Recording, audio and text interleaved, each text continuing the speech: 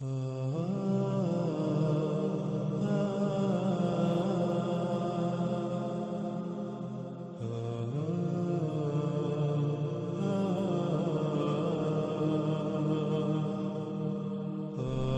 قسط کے آخر میں ہم نے یہ بات کی تھی کہ اگلی قسط میں ہم بات کریں گے احادیث کی روشنی میں دجال کی. یعنی اگر یہ تمام کی تمام اشیاء جو انسان نے آج خلق کی، جن کو انسان اپنے لیے مسیحا تسلیم کرتا ہے کہ آیا واقعتاً یہ دجال ہیں، یہی وہ دجال ہے، اگر یہی وہ دجال ہے تو ضرور رسول اللہ صلی اللہ علیہ وسلم نے اس کا ذکر کیا ہوگا. تو اس قسط میں ہم جانیں گے کہ کیا واقعتاً رسول اللہ صلی اللہ علیہ وسلم نے ان تمام کی تمام ایجادات کو دجال کہا یا نہیں. تو ناظرین، اس بات کو جاننے کے لیے ہم اپنی اس قسط کا آغاز کرتے ہیں. ہم جانتے ہیں کہ رسول اللہ صلی اللہ علیہ وسلم نے دجال کے بارے میں کھول کھول کر تفاصیل کے ساتھ بیان کیا.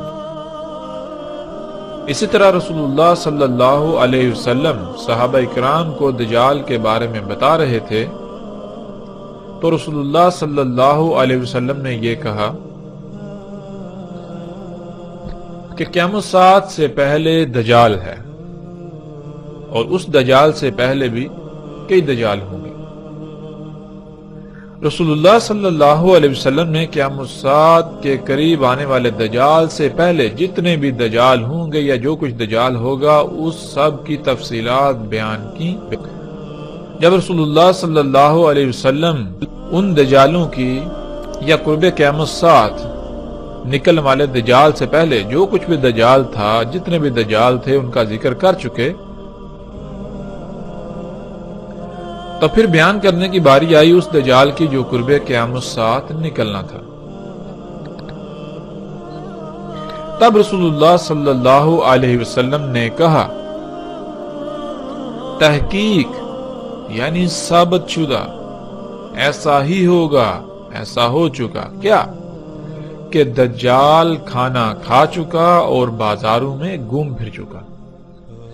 یعنی رسول اللہ صلی اللہ علیہ وسلم نے کھول کر یہ بات واضح کر دی کہ دیکھو، قرب قیامت الساعۃ جس دجال کا خروج ہونا ہے، اس سے پہلے جتنے بھی دجال ہوں گے وہ کھانا کھانے والے دجال ہوں گے، ان میں کھانا کھانے والے دجال ہوں گے. یعنی محمد رسول اللہ صلی اللہ علیہ وسلم نے یہ بالکل واضح کر دیا کہ قرب قیامت الساعۃ جس دجال کا خروج ہونا ہے وہ کھانا کھانے والا نہیں ہوگا جیسے انسان کھانا کھاتا ہے. وہ انسان کی طرح بازاروں میں نہیں گھومے پھرے گا. کہیں ایسا نہ ہو کہ تم اس کو بھی ایک انسان سمجھتے ہوئے ویسا ہی دجال سمجھ لو جو اس سے پہلے آئیں گے.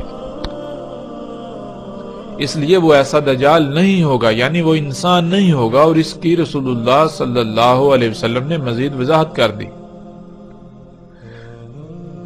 محمد رسول اللہ صلی اللہ علیہ وآلہ وسلم نے کہا، دجال ہرگز انسان نہیں ہے. اس میں کچھ شک نہیں، جو دجال ہے وہ شیطان ہے، یعنی دجال شیطان ہوگا. پھر اسی طرح ایک اور موقع پر رسول اللہ صلی اللہ علیہ وسلم نے کہا کہ دجال انسان نہیں ہوگا. اس میں کچھ شک نہیں، دجال شیطان ہوگا. اور قرآن میں اللہ سبحانہ و تعالیٰ نے شیطان کسے کہا؟ اللہ سبحانہ و تعالیٰ نے ہر اس شے کو شیطان کہا جو کچھ بھی ہمارے ارد گرد کھلم کھلا موجود ہے، جو ہماری ضرورت سے زائد ہے. حیات الدنیا کو، دنیاوی معلومات کو اللہ سبحانہ و تعالیٰ نے شیطان قرار دیا، شیطان کہا قرآن میں. اور پیچھے ہم جان چکے، بار بار یہ بات جان چکے کہ رسول اللہ صلی اللہ علیہ وسلم نے دجال کسے کہا. پھر رسول اللہ صلی اللہ علیہ وسلم نے کہا کہ دجال ہوگا طرح طرح کی مخلوقات، دجال طرح طرح کی تخلیقات ہوں گی. اور ہم پر یہ بات واضح ہونی چاہیے کہ اللہ سبحان ہے، اللہ اس سے پاک ہے کہ وہ دجل خلق کرے، اللہ اس سے پاک ہے کہ وہ کوئی ایسی شے خلق کرے جس میں رائی برابر بھی کوئی خامی، کوئی کجی، کوئی کوتاہی ہو، کوئی عیب ہو یا کوئی نقص ہو۔ اللہ اس سے پاک ہے، اللہ کے لیے ہے ہی حمد۔ اللہ جو بھی خلق کرتا ہے وہ ہر لحاظ سے مکمل قابل تعریف ہوتا ہے۔ تو کیا دجال میں تعریف ہوگی؟ نہیں، دجال تو ہوگا ہی عیب دار، دجال تو ہوگا ہی عیوب کا منبع، خامیوں کا گڑھ ہوگا۔ تو پھر بالکل واضح ہو جاتا ہے کہ دجال کا خالق اللہ نہیں ہوگا، تو پھر کون خالق ہوگا؟ یہ بات بھی ہم پر بالکل واضح ہو چکی ہے، اور جیسے جیسے ہم آگے بڑھیں گے مزید کھل کر واضح ہوتی جائے گی کہ دجال کا خالق یعنی ان مخلوقات کا خالق انسان ہوگا۔ ان مخلوقات کی خالق وہ ذات ہوگی جس ذات کو اللہ سبحانہ و تعالیٰ نے زمین کا اختیار دیا، اور اختیار کسے دیا؟ قرآن میں بار بار بہت سارے مواقع پہ یہ بات کھل کر واضح ہے کہ انسان کو زمین کا اختیار دیا گیا، انسان کو زمین پر نائب بنایا گیا۔ یعنی دجال ہوگا انسان کی اپنی ہی خلق کردہ طرح طرح کی مخلوقات، جن کو انسان اپنے لیے مسیحا سمجھے گا، لیکن حقیقت یہ ہوگی کہ وہ مسیحا نہیں بلکہ وہ صرف اور صرف دجل ہے۔ وہ مسیحا نہیں ہوں گی، وہ انسان کے لیے دنیا و آخرت میں ہلاکت کا باعث بنے گی۔ اس کے باوجود انسان ان مخلوقات کو اپنے لیے مسیحا سمجھ رہا ہوگا۔ یہی ہے ان مخلوقات کا دجال ہونا، یعنی ان مخلوقات پر دجل کا پردہ چڑھا ہوا ہوگا، تو انسان ان کے دجل کا شکار ہو جائے گا۔ اور پھر رسول اللہ صلی اللہ علیہ وسلم نے کہا، اس میں کچھ شک نہیں، تحقیق ثابت شدہ ایسا ہو چکا، کیا ہو چکا؟ کہ جو بھی ایجادات ہیں، حادثات، واقعات دجال کے بارے میں، وہ سب کا سب میں تمہیں بتا چکا، میں بیان کر چکا، میں نے بیان کر دیا۔ اس کے باوجود یہ ممکن ہی نہیں کہ وہ تمہاری عقلوں میں آ جائے، وہ تمہاری عقلوں میں نہیں آئے گا۔ رسول اللہ صلی اللہ علیہ وسلم نے دجال کیا ہوگا اس کے بارے میں ہر لحاظ سے کھول کھول کر واضح کر دیا۔ رسول اللہ صلی اللہ علیہ وسلم نے بتایا کہ دجال طرح طرح کی انسان کی اپنے ہی ہاتھوں سے خلق کردہ تخلیقات ہوں گی، مخلوقات ہوں گی، ایجادات ہوں گی، حادثات، واقعات، مصائب و دجال ہوں گے، لیکن انسان کی عقل میں دجال نہیں آئے گا۔ رسول اللہ صلی اللہ علیہ وسلم کے سب کچھ بیان کر دینے کے باوجود بھی انسان انہیں بطور دجال پہچاننے کی بجائے ان سب مخلوقات کو اپنا مسیحا بنا بیٹھیں گے، اپنا رب بنا بیٹھیں گے، اپنا مسیحا تصور کریں گے۔ جیسا کہ اس روایت میں بالکل واضح ہے کہ رسول اللہ صلی اللہ علیہ وسلم نے کہا کہ جو بھی ایجادات، حادثات، واقعات ہوں گے دجال کے بارے میں وہ سب بیان کر چکا۔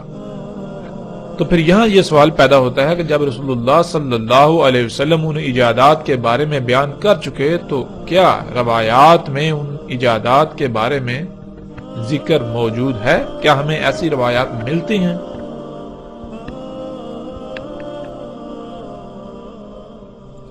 تو اب ہم احادیث میں، روایات میں دیکھیں گے کہ کیا واقعتاً ایسی روایات موجود ہیں کہ رسول اللہ صلی اللہ علیہ وسلم نے ان مخلوقات کو دجال کہا۔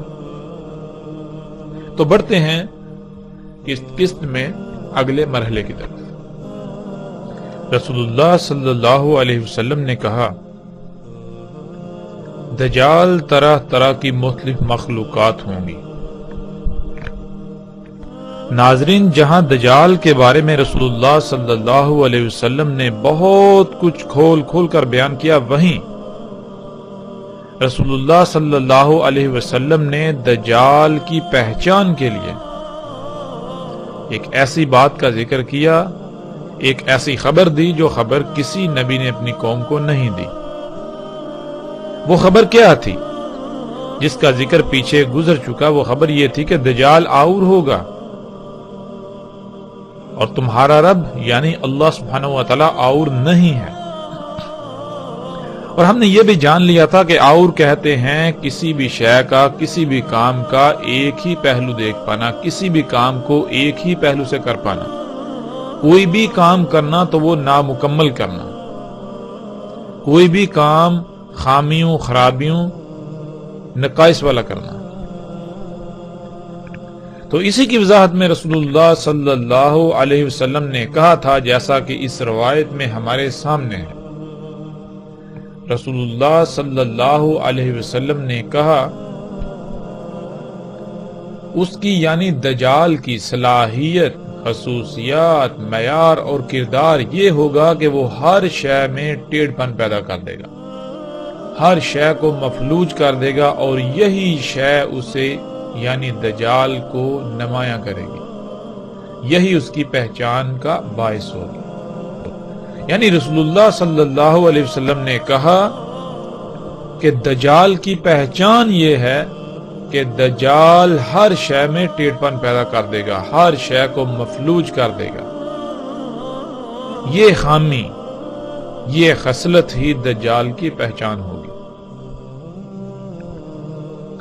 آج ہم دیکھیں وہ کون سی مخلوقات ہیں، وہ کون سی اشیاء ہیں جنہیں انسان اپنے لیے مسیحا سمجھتا ہے، لیکن اس کے برعکس ان کی حقیقت یہ ہے کہ وہ تمام کی تمام مخلوقات میں ٹیڑھ پن پیدا کر رہی ہیں، تمام مخلوقات کو مفلوج کر رہی ہیں، خرابیاں، نقائص وغیرہ پیدا کر رہی ہیں۔ ایسی وہ کون سی مخلوقات ہیں؟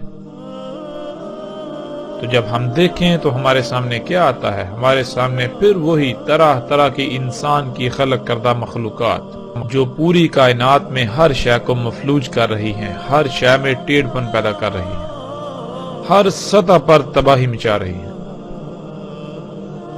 جب ہم ان مخلوقات کو دیکھیں تو جہاں ایک طرف یہ زمین کو مفلوج کر رہی ہیں، زمین کو کھوکھلا کر رہی ہیں، جس سے زلزلے، طوفان، آندیاں آ رہی ہیں، جس سے زمین کی پیدا کرنے کی صلاحیت متاثر ہو چکی ہے، تو وہیں انسان کی خلق کردہ ایسی اشیاء جنہیں وہ اپنے لیے فائدہ مند، اپنے لیے مسیحا تصور کرتا ہے، یعنی طرح طرح کی ادویات، طرح طرح کی ایسی اشیاء جنہیں وہ سہولتوں کا نام دیتا ہے، ان کا دوسرا پہلو کیا ہے؟ ان کا دوسرا پہلو یہ ہے کہ وہ تمام مخلوقات کو فساد زدہ کر رہی ہے، جیسا کہ آپ ان تصاویر میں دیکھ رہے ہیں۔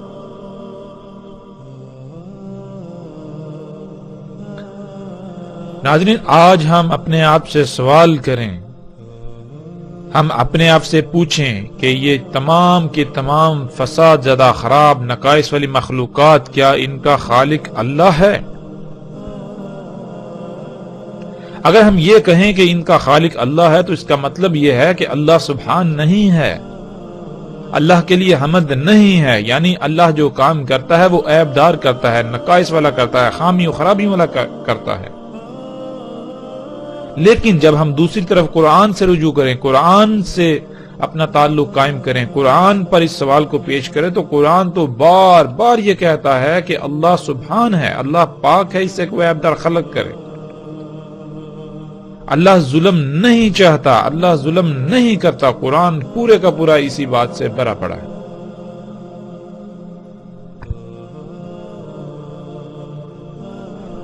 انسان ان مخلوقات کا، ان ایجادات، ان اشیاء کا صرف ایک پہلو دیکھتا ہے جو ظاہری پہلو ہے، جس سے اس کو نفع نظر آتا ہے، جس پہلو سے یہ تمام کی تمام اشیاء انسان کو مزین نظر آتی ہیں، تمام کی تمام اشیاء انسان کو مفید، فائدہ مند، مسیحا نظر آتی ہیں، لیکن ان کا دوسرا پہلو یکسر نظر انداز کر دیتا ہے،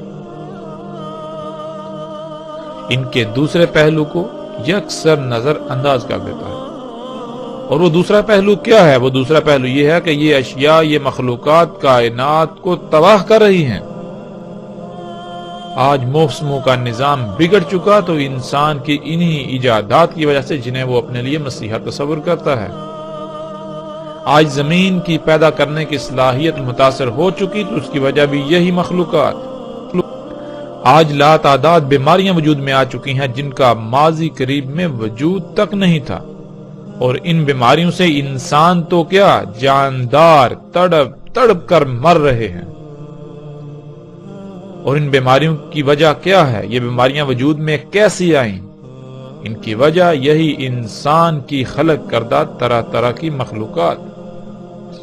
آج انسان ان گاڑیوں کو، جہازوں کو، ٹرینوں کو، یعنی جدید سفری ذرائع کو اپنے لیے مسیحا تصور کرتا ہے، لیکن اس کا دوسرا پہلو کیا ہے؟ اسے یکسر نظر انداز کر دیتا ہے۔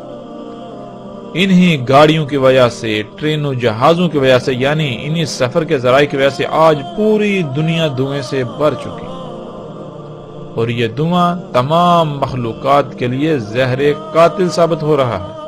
اسی دھوئیں کی وجہ سے دنیا میں ہر سال 33 لاکھ سے زیادہ انسان موت کا شکار ہو رہے ہیں، اور دنیا کی تقریباً 99% سے زیادہ آبادی کسی نہ کسی بیماری کا شکار ہے، تو وہ اسی دھوئیں کی وجہ سے۔ اسی دھوئیں کی وجہ سے کئی مخلوقات صفحہ ہستی سے مٹ گئیں، اسی دھوئیں کی وجہ سے موسموں کا نظام درہم برہم ہو چکا، اسی دھوئیں کی وجہ سے لا تعداد بیماریاں، حامیاں، خرابیاں پیدا ہو چکی۔ لیکن اس کے باوجود جب کسی سے سوال کیا جائے، کسی سے پوچھا جائے، تو اس کا جواب یہی ہوگا کہ یہ گاڑیاں، یہ جہاز، یہ جدید ترین سفر کے ذرائع انسان کے لیے مسیحا ہیں، فائدہ مند ہیں۔ رسول اللہ صلی اللہ علیہ وسلم نے کہا، دجال کا ایک ید لمبا ہوگا دوسرے سے۔ ناظرین، ہم انسان ہیں تو جب لفظ ید آتا ہے تو فوراً ہمارے ذہن میں ہمارے ہاتھ کا نقشہ ظاہر ہو جاتا ہے، اور ہم ید کے معنی ہاتھ کے لے لیتے ہیں۔ لیکن عربی میں ہاتھ کو ید نہیں کہتے، بلکہ عربی میں ید کہتے ہیں ایسی قوت کو جس سے کچھ کیا جا سکے۔ اگر یہ لفظ عالم مادہ کے لیے استعمال ہوگا تو اس کے معنی ہوں گے ایسا آلہ جس میں قوت ہوتی ہے اور جس سے کچھ کیا جا سکے، کچھ بنایا جا سکے۔ اسی وجہ سے انسان کی ذات میں ایسے آلے کو ہاتھ کہا جاتا ہے۔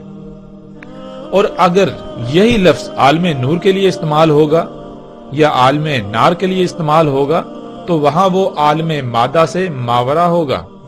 مثال کے طور پر آج ہم پہاڑوں کو اپنی آنکھوں سے دیکھتے ہیں، لیکن اگر ایسا ہوتا کہ پہاڑ اللہ کے غیب میں سے ہوتے، یعنی انسان انہیں نہیں دیکھ سکتا، انسان انہیں نہ دیکھ سکتا ہوتا اور پہاڑوں کے لیے لفظ ید کا استعمال کیا جاتا، تو انسان یہی سمجھتا کہ جبال نامی مخلوق کے بھی ایسے ہی ید یعنی ہاتھ ہوتے ہیں جیسے ہمارے ہیں، جیسے انسان کے ہیں۔ لیکن حقیقت اس کے بالکل برعکس ہے۔ لفظ ید کے سب سے آسان معنی یہ ہیں کہ جو خصوصیات انسان کے ہاتھ میں پائی جاتی ہیں، جیسے اس سے کچھ پکڑا جاتا ہے، اٹھایا جاتا ہے، اٹھا کر ادھر ادھر رکھا جاتا ہے، دھکیلا جاتا ہے وغیرہ، جس شے میں بھی یہ خصوصیات یا ایسی قوت پائی جائے وہ شے ید کہلائے گی۔ ناظرین، آگے بڑھنے سے پہلے ہمیں یہاں اس بات کی مزید وضاحت کرنا ضروری ہے، کیونکہ جب تک ہم اس کو مزید واضح نہیں کریں گے تب تک آگے آنے والی روایات کو ہم نہیں سمجھ سکیں گے۔ آگے آنے والی روایات میں ایسے الفاظ موجود ہیں جن کو سمجھنے کے لیے ہمیں یہ علم ہونا چاہیے کہ عربی کیا ہے۔ ناظرین، دین کو سمجھنے اور بالخصوص فتنہ دجال سمیت ساتھ کی علامات سے متعلق تمام معاملات کو سمجھنے کے لیے یہ بہت ضروری ہے کہ ہم سب سے پہلے عربی زبان کی اہمیت کو جان لیں۔ عربی کیا ہے؟ عربی دنیا کی واحد ایسی زبان ہے جس کا ترجمہ دنیا کی کسی بھی زبان میں نہیں کیا جا سکتا۔ عربی دنیا کی واحد ایسی زبان ہے جو ہر وقت اور ہر شے کا احاطہ کرتی ہے، یعنی مثال کے طور پر آج کوئی ایسی شے جس کا وجود نہیں اور کل کو وہ وجود میں آتی ہے تو اس شے کا کوئی نہ کوئی نام تجویز کیا جائے گا جو پہلے سے اس زبان میں موجود نہیں ہوگا۔ جیسے کہ ہم گاڑی ہی کو لے لیں، اردو میں لفظ گاڑی کے وجود سے پہلے اپنا کوئی وجود نہیں رکھتا تھا۔ اسی طرح انگلش میں لفظ کار کی تخلیق سے پہلے اپنا کوئی وجود نہیں رکھتا تھا۔ جب شے وجود میں آئی اس کے بعد یہ لفظ وجود میں آیا۔ لیکن عربی دنیا کی واحد ایسی زبان ہے جو اس خامی سے بالکل پاک ہے۔ عربی دنیا کی واحد ایسی زبان ہے جس کا ہر لفظ بہت ہی وسعتوں کا حامل ہے۔ کوئی بھی شے جو پہلے وجود نہیں رکھتی تھی اور بعد میں وجود آئے گی یا بعد میں وجود آئے، عربی میں اس کا نام پہلے سے ہی طے کر دیا گیا۔ یعنی عربی میں آپ کسی بھی لفظ کا اضافہ نہیں کر سکتے۔ جو بھی نئی ایجاد آپ کریں گے اس کے لیے پہلے سے ہی عربی میں نام موجود ہوگا۔ البتہ اس شے کی الگ سے پہچان اور نشاندہی کے لیے آپ الگ سے کوئی لفظ ایجاد کر سکتے ہیں، مگر وہ لفظ عربی زبان کا حصہ نہیں ہوگا اور نہ ہی وہ لفظ عربی کہلائے گا، بلکہ وہ کسی اور زبان کا لفظ عربی لہجے کے ساتھ روزمرہ کے استعمال میں لایا جائے گا۔ جیسے لفظ فیس بک یا ٹویٹر کو ہی لے لیا جائے، جب عربی کے اصل سے ان کے لیے کوئی لفظ استعمال کیا جائے گا تو وہ لفظ استعمال کیا جائے گا جو فیس بک اور ٹویٹر وغیرہ کی صفات کا احاطہ کرے۔ لیکن موجودہ دور کے تقاضے کو سامنے رکھتے ہوئے یہی لفظ عربی لہجے کے ساتھ استعمال کیے جائیں گے جو کہ وقت کی ضرورت ہے، لیکن یہ لفظ یا یہ الفاظ عربی کا حصہ نہیں کہلائیں گے اور نہ ہی ان الفاظ کو اصل خالص عربی میں داخل کیا جا سکتا ہے۔ عربی کو سمجھنے کے لیے یہاں ہم چند الفاظ کو مثال کے طور پر سامنے رکھ لیتے ہیں۔ مثلا لفظ راس کو ہی لے لیں۔ ناظرین، جب لفظ راس کا ترجمہ کیا جاتا ہے تو اردو میں اس کا ترجمہ سر اور انگلش میں ہیڈ کر دیا جاتا ہے۔ اب جب ہم نے عربی میں لفظ راس کا ترجمہ سر کر دیا یعنی انگلش میں ہیڈ کر دیا تو اس کا نقصان کیا ہوگا اسے ہم سمجھ لیتے ہیں۔ مثال کے طور پر اگر آپ کے سامنے آپ کا دشمن موجود ہو اور آپ اپنے بھائی کو کہیں کہ وہ سامنے موجود دشمن کے راس میں گولی مارے تو وہ اس کے سر میں گولی مارے گا۔ لیکن اگر آپ کے سامنے اونٹ ہو اور آپ اپنے بھائی کو کہیں کہ وہ اونٹ کے راس میں گولی مارے تو وہ اونٹ کے سر میں گولی مار دے گا، کیونکہ اس کو بتایا گیا کہ راس کا ترجمہ سر ہے۔ لیکن اگر آپ کسی عرب کو یہ کہیں کہ وہ اس دشمن کے راس میں گولی مارے تو وہ گولی اس کے سر میں مارے گا، مگر جب آپ اسے کہیں گے کہ وہ اونٹ کے راس میں گولی مارے تو وہ اونٹ کے سر میں نہیں بلکہ اونٹ کی کوہان جو چوٹی نظر آتی ہے اس میں گولی مارے گا۔ اب سوال یہ پیدا ہوتا ہے کہ جب آپ نے اپنے بھائی کو حکم دیا کہ اونٹ کے راس میں گولی مارو تو اس نے اونٹ کے سر میں گولی ماری، لیکن جب وہی حکم ایک عرب کو دیا تو اس نے اونٹ کے سر کے بجائے اس کی کوہان میں گولی ماری۔ آخر ایسا کیوں؟ اس کا جواب یہ ہے کہ جب ہم نے راس کا ترجمہ سر کر دیا تو اس سے مراد سر ہی ہوگا۔ سر ایک مخصوص عضو کو کہتے ہیں، جسم کے ایک مخصوص حصے کو کہتے ہیں، خواہ وہ کسی کا بھی ہو۔ لیکن عربی میں راس سر کو نہیں کہتے بلکہ عربی میں راس کسی بھی شے کے بلند ترین مقام کو کہتے ہیں، یعنی عربی میں راس کہتے ہیں چوٹی کو، کسی بھی شے کی چوٹی، ہائیسٹ پوائنٹ، کسی بھی شے کی پیک کو۔ جب یہ لفظ انسان کی ذات کے لیے استعمال کیا جائے گا تو اس کا مطلب یہ ہوگا کہ انسان کی ذات کا سب سے بلند ترین مقام، اور وہ مقام ہے انسان کا سر۔ اسی طرح اس کے برعکس جب یہ لفظ اونٹ کے لیے استعمال کیا جائے گا تو اونٹ میں جو اس کا بلند ترین مقام ہے، جو اس کی چوٹی ہے، وہ ہے اس کی کوہان، اس لیے کوہان کو راس کہا جائے گا، نہ کہ اونٹ کے سر کو۔ اب ناظرین اب یہ تصور کریں کہ جب اس لفظ کا، عربی کے لفظ راس کا ترجمہ سر انگلش میں ہیڈ کر دیا تو اس کا نقصان کیا ہوگا، یہ آپ کے بالکل سامنے ہے۔ یہ وہ وجہ ہے جس وجہ سے عربی کا ترجمہ کرنا ناممکن ہے، لیکن اس کے معنی بیان کیے جاتے ہیں۔ معنی کیا ہیں؟ معنی یہ ہیں جیسے ہم نے ابھی بیان کیا کہ راس کہتے ہیں کسی بھی شے کے بلند ترین مقام کو، اور جب ہم ترجمہ کر دیں تو پھر یہ لفظ ہم صرف اور صرف انہی مخلوقات کے لیے استعمال کر سکیں گے جن کا سر ہوتا ہے، مگر عربی کا یہ لفظ راس کائنات کی کسی بھی شے کے لیے استعمال ہو سکتا ہے، خواہ اس کا انسان یا جانوروں کی طرح کا سر ہو یا نہ ہو۔ اس سے ناظرین آپ کو بالکل واضح ہو جائے گا کہ عربی کا ترجمہ کرنا بالکل ناممکن ہے۔ اسی طرح ناظرین جیسا کہ ہماری روایت میں لفظ ید آیا تھا، اس لفظ کو لے لیں جس کا ترجمہ ہاتھ کیا جاتا ہے۔ جب اس کا ترجمہ ہاتھ کر دیا جائے تو ناظرین یہ لفظ نمبر 1 محدود ہو جائے گا، یعنی آپ صرف اور صرف اس لفظ کو ان مخلوقات کے لیے استعمال کر سکیں گے جن کا ہاتھ ہوتا ہے۔ اور دوسری بات ناظرین یہ کہ اگر یہ لفظ کسی دوسری ذات، جیسے کہ قرآن میں اللہ سبحانہ و تعالیٰ کی ذات کے لیے بھی یہ لفظ استعمال ہوا ہے، اور جب ہم اس لفظ کا ترجمہ ہاتھ کر لیں گے تو ہمیں ایسے تمام مقامات پر اس کا ترجمہ پھر یہی لینا پڑے گا، اس سے مراد ہاتھ ہی لینا پڑے گا، جو کہ بالکل غلط ہوگا، ہمیں ہدایت کی بجائے گمراہی کی طرف لے جائے گا۔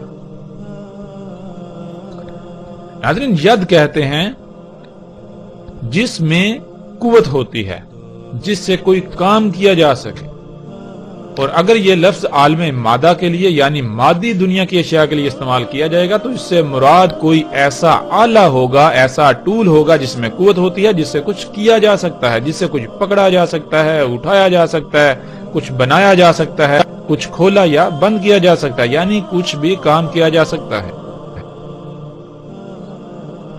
انسان کے جسم میں اللہ سبحانہ و تعالیٰ نے ایسی خصوصیات کا حامل جو عضو خلق کیا ہے وہ انسان کے ہاتھ ہیں، اس لیے انسان کے ہاتھوں کو ید کہا جاتا ہے۔ جب یہ لفظ مادی اشیاء کے لیے استعمال کیا جائے گا یعنی عالم مادہ کے لیے استعمال کیا جائے گا تو اس کا معنی یہ ہوگا کہ کوئی ایسا ٹول، کوئی ایسی شے، کوئی ایسا آلہ جس میں وہ صلاحیتیں ہوتی ہیں جو صلاحیتیں انسان کے ہاتھ میں ہیں۔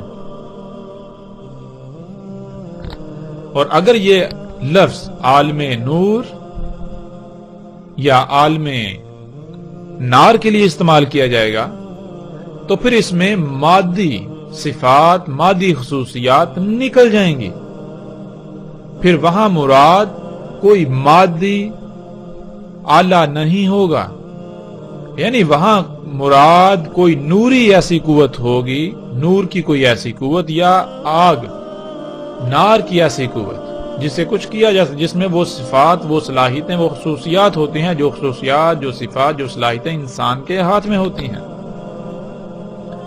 پھر اسی طرح ناظرین لفظ اذان کو لے لیں جس کا ترجمہ کیا جاتا ہے کان۔ جب ہم نے ترجمہ کر دیا، نمبر 1 یہ لفظ محدود ہو جائے گا، اس کا استعمال محدود ہو جائے گا۔ نمبر 2 پھر اگر یہ لفظ ایسی مخلوقات کے لیے استعمال ہوتا ہے جن میں ایسا عضو نہیں ہے جسے ہم کان کہتے ہیں تو بات ہماری عقل میں نہیں آئے گی، ہم بات کو نہیں سمجھ سکیں گے۔ اذان کسے کہتے ہیں؟ عربی میں اذان کہتے ہیں لہروں کو موصول کرنے کا آلہ، اور لہروں کو موصول کرنے والا آلہ اللہ سبحانہ و تعالیٰ نے انسان کی ذات میں جو خلق کیا اسے ہم کان کہتے ہیں۔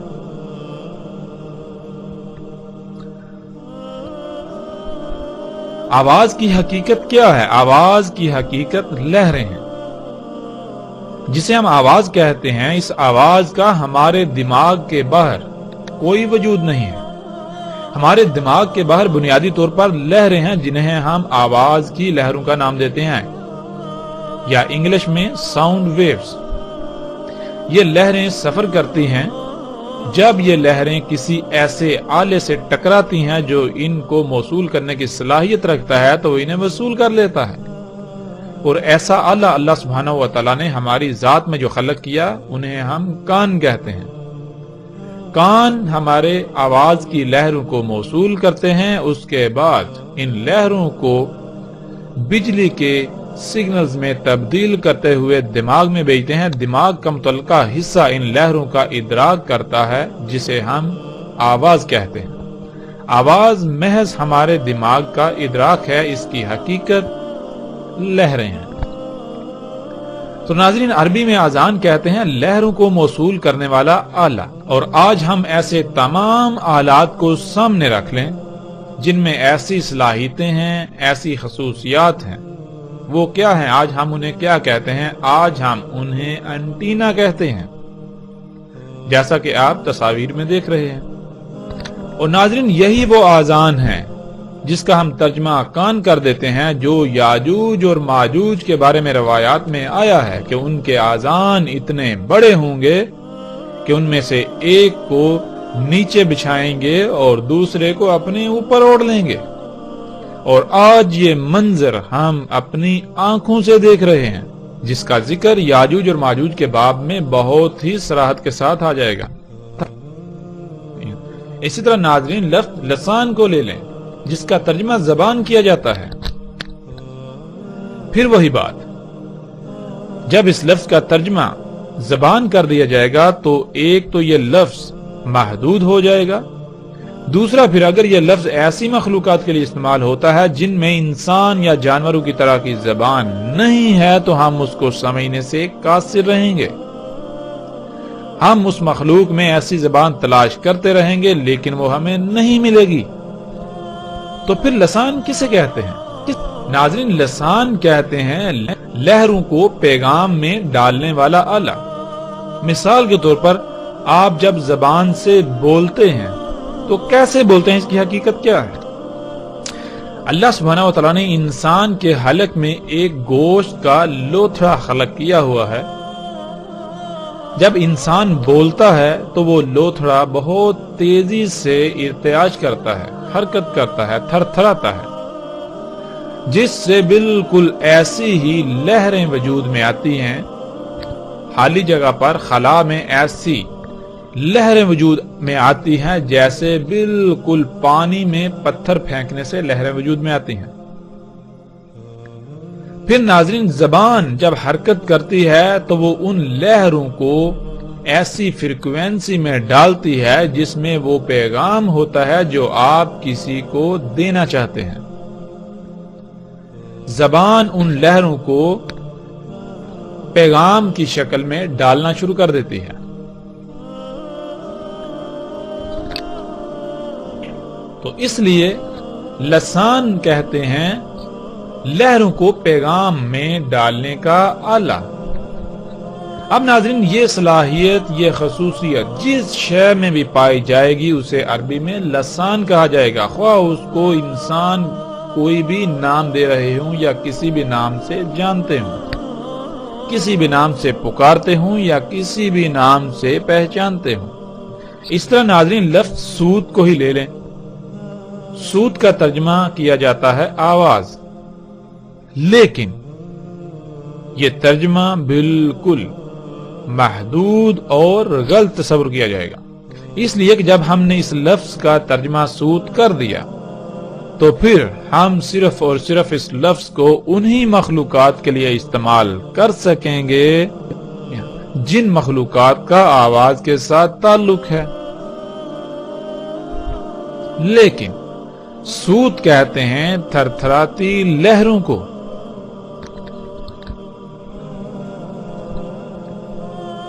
انسان جب ان تھر تھراتی لہروں کا ادراک کرتا ہے تو اس ادراک کو ہم آواز کہتے ہیں۔ اب ضروری نہیں کہ جن تھر تھراتی لہروں کا ہم ادراک کر رہے ہیں انہیں آواز کا نام دے رہے ہیں، انہی لہروں کا ادراک کوئی اور مخلوق کرے تو اسے بھی آواز کہا جائے؟ نہیں، تھر تھراتی لہروں یعنی سود کا ادراک ہر مخلوق کا الگ الگ ہے، پھر اسی طرح ناظرین ایک لفظ ہے الشعر. اس لفظ کا ترجمہ بالوں کا کر دیا جاتا ہے. جو بال انسان کے جسم پر یا سر پر موجود ہیں. جو بال انسان کے جسم یا سر پر پائے جاتے ہیں. حالانکہ یہ ترجمہ بالکل غلط ہے. الشعر کسے کہتے ہیں ناظرین؟ الشعر کہتے ہیں اس مواد کو جس مواد سے انسان کے جسم پر یا انسان کے سر پر بال وجود میں آتے ہیں. اور آج جب ہم غور و فکر کریں کہ یہ بال ہمارے کس شے سے وجود میں آئے، کس مواد سے وجود میں آئے، تو بات بالکل کھل کر سامنے آ جاتی ہے. تو آج ہم اس مواد کو لچکدار پلاسٹک، نائلون، لک یعنی اسفلٹ اور پینٹ وغیرہ کا نام دیتے ہیں.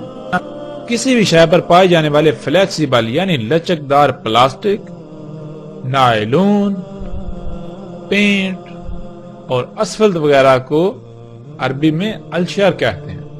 اگر یہ لفظ پرندوں کے لیے استعمال کیا جائے گا تو ان کے پروں میں موجود بالوں کو کہا جائے گا. اگر یہ لفظ بھیڑوں کے لیے استعمال کیا جائے گا تو اس سے مراد ان کے جسم پر موجود نائلون، لچکدار پلاسٹک یعنی ان کی اون کو کہا جائے گا.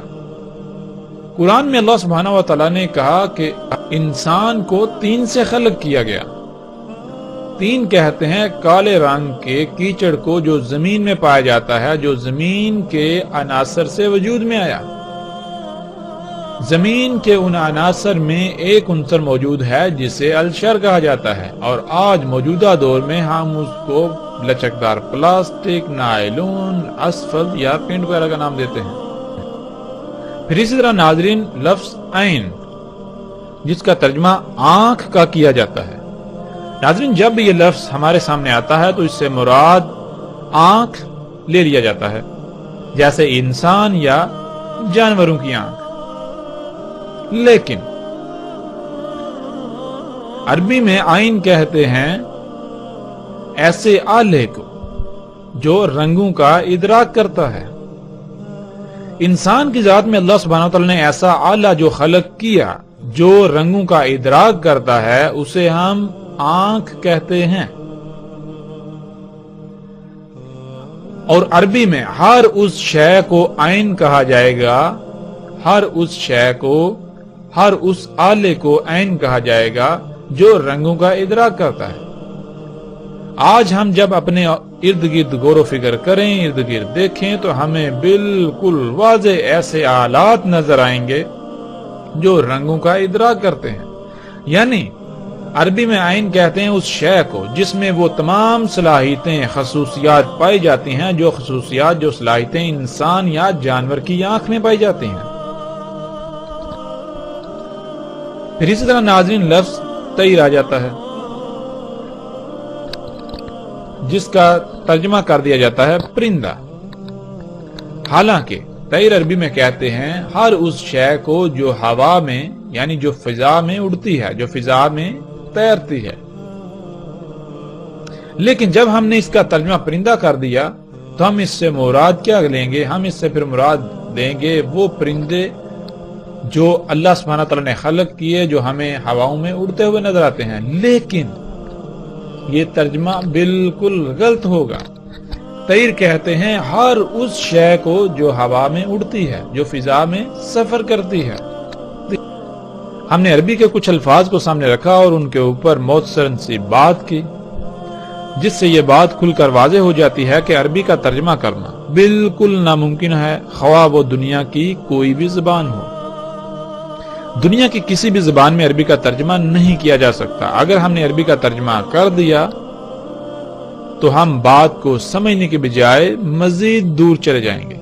ناظرین جب ہم عربی کے اس اصول کو سمجھ لیں گے، اپنے ذہن میں بٹھا لیں گے، تو ہمارے لیے بات کو سمجھنا انتہائی آسان ہو جائے گا. دنیا کی کوئی شے، کوئی سوال ہمارے لیے سوال نہیں رہے گا. کوئی بھی ہمیں گمراہ نہیں کر پائے گا، کوئی بھی انسان یا کوئی بھی ہمیں اپنی باتوں میں گما پھرا کر ورگلا نہیں سکے گا. عربی کے اس اصول کو سامنے رکھتے ہوئے اب ہم اس روایت پر نگاہ دوڑاتے ہیں. رسول اللہ صلی اللہ علیہ وسلم نے کہا دجال کا ایک آلہ جس میں وہ خصوصیات وہ صلاحیتیں ہوں گی جو خصوصیات جو صلاحیتیں انسان کے ہاتھ میں ہوتی ہیں، یعنی جس سے کچھ پکڑا جا سکے، جس سے کوئی کام کیا جا سکے، وہ لمبا ہوگا دوسرے کی نسبت، یعنی دجال کا ایک آلہ تو لمبا ہوگا اور دوسرا آلہ اس سے چھوٹا۔ آج ہم اپنے ارد گرد نگاہ دوڑائیں، اپنے ارد گرد غور و فکر کریں، کیا ایسی مخلوقات موجود ہیں؟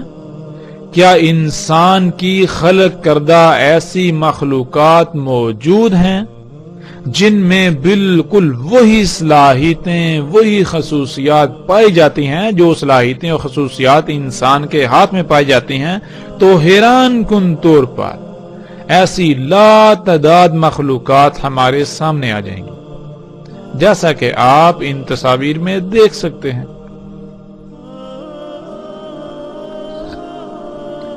ناظرین، جیسا کہ رسول اللہ صلی اللہ علیہ وآلہ وسلم نے کہا کہ دجال کا ایک ید، یعنی دجال کا وہ ایک آلہ جس میں وہ خصوصیات ہوں گی جو خصوصیات انسان کے ہاتھ میں ہوتی ہیں، وہ ایک کی نسبت دوسرا لمبا ہوگا۔ اور آج ہم دیکھ سکتے ہیں کہ ایسے تمام کے تمام آلات، ایسی تمام کی تمام مشینیں جن میں یہ صلاحیت موجود ہے، نہ صرف بالکل وہ انسانی ہاتھ کی طرح ہیں، بلکہ یہ تمام کے تمام آلات یعنی ٹولز، یہ مشینیں ایک کی نسبت دوسری بڑی ہے۔ جب آپ ان تمام آلات کو سامنے رکھیں تو آپ کو نظر آئے گا کہ جہاں ایک آلہ چھوٹا، دوسرا اس کی نسبت بڑا ہوتا ہے، تیسرا دوسرے کی نسبت بڑا، چوتھا تیسرے کی نسبت بڑا، پانچواں چوتھے کی نسبت بڑا، چھٹا پانچویں کی نسبت بڑا۔ اس طرح یہ تمام آلات ایک دوسرے سے بڑے ہیں، یعنی دجال کا ید ایک کی نسبت دوسرا بڑا ہے، ایک کی نسبت دوسرا لمبا ہے۔ اسی طرح سکرین پر نظر آنے والی یہ مشینیں، ان کو آپ دیکھ سکتے ہیں کہ ایک چھوٹی، دوسری پہلی سے بڑی، تیسری دوسری سے بڑی، چوتھی تیسری سے بڑی، پانچویں چوتھی سے بڑی، چھٹی پانچویں سے بڑی، اس طرح بالترتیب ایک دوسرے سے بڑی ہیں۔ تو یہ ہے ناظرین دجال کا ید، یہ طرح طرح کی مشینیں جن میں وہ تمام خصوصیات پائی جاتی ہیں جو خصوصیات انسانی جسم کے ہاتھ میں پائی جاتی ہیں۔